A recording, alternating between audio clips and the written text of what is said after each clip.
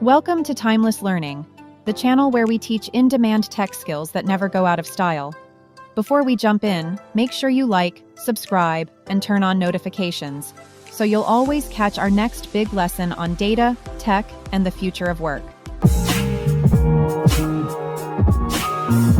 Hello everybody, in this lesson, we're going to be taking a look at temporary tables.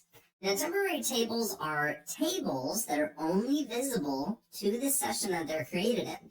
So if I create a temp table right now, and I exit out of MySQL and I come back in, it's not going to be there anymore. And we'll look at that in just a little bit. Now, temporary tables can be used for a lot of things, but how I mostly use them, especially as a data analyst, is for storing intermediate results for complex queries, somewhat like a CTE, but also for using it to manipulate data before I insert it into a more permanent table. So let's take a look at how we can create a temp table.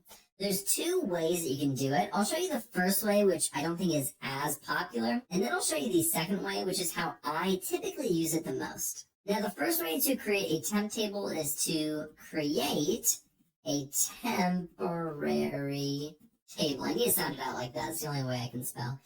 So we're going to do temp_table. So this is our name. Now, if we just took this out and we created a table, this would create a table in our Parks and Recreation database. But we don't want that. We don't want to create a temporary table that just lives inside of our memory, or the memory within our computer. Now we're going to create this temporary table much like we would a regular table. And we're going to need to name the columns as well as the data types. So let's do first _name, and our data type can be varchar, let's say 50. And we'll do a comma. Then we'll do last _name. We're going to keep this really simple. We'll do varchar 50 again. And then for our last one, we'll do favorite _movie. And for this one, it needs to be longer, so we'll do varchar, let's say 100. Now let's get rid of this, and let's actually run this after we do our semicolon. Let's actually run this, and nothing's going to happen. Let's click refresh. Nothing's going to happen, at least you can't see it happening. Let's pull this up, and you can see that create temporary table, so 0 was affected, but it was created. Now, in order to actually see it, we can do select everything. And we'll do this from our temp table.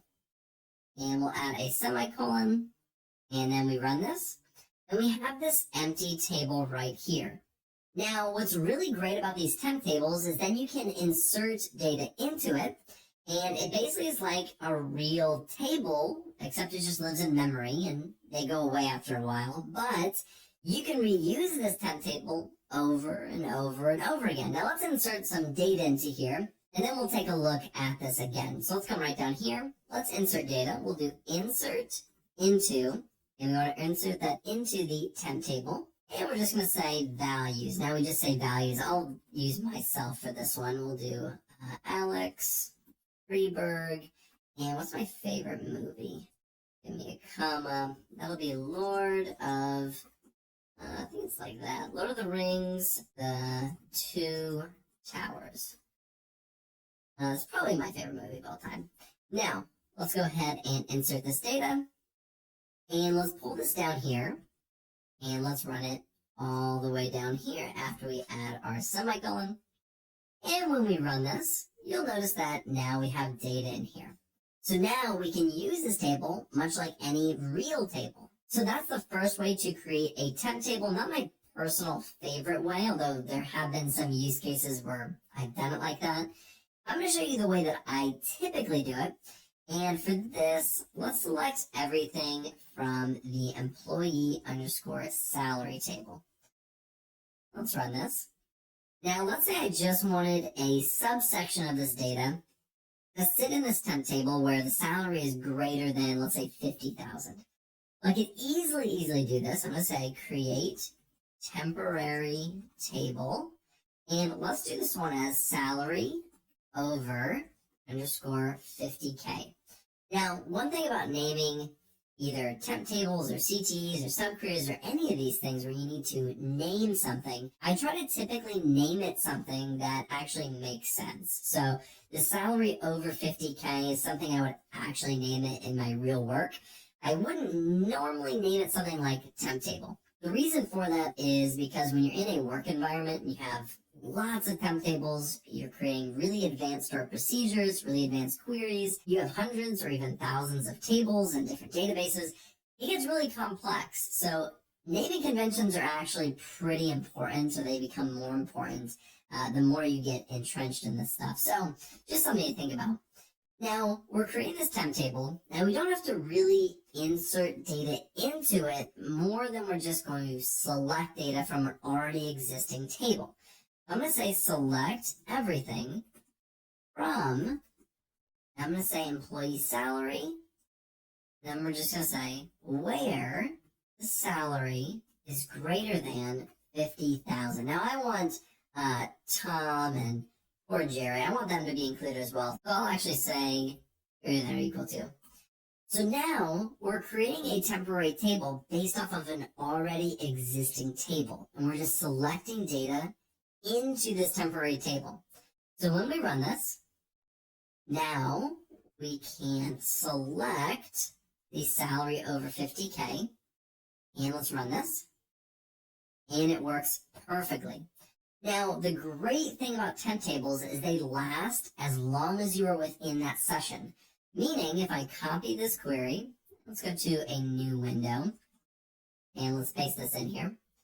And let's zoom in a little bit, and let's run this. It still works, even in a new window. But if I'm to exit out and come back in, then it is no longer going to be working. Now let's exit out of this, let's come back in, and we'll see if these temp tables still work. Let's go ahead and exit out. Oh geez, I'm embarrassed. Alright, let's go to MySQL. Let's come over here to the local instance. See how it pulls right back up. Zoom in once again on both these, and let's try to pull up our salary over 50K temporary table. Let's run this. And we're not getting an output. Let's go back. It's going to say error code. The table salary over 50K does not exist. So it only lasted as long as we were within this session. So that is how we create our temp tables. And that's how we use our temp tables.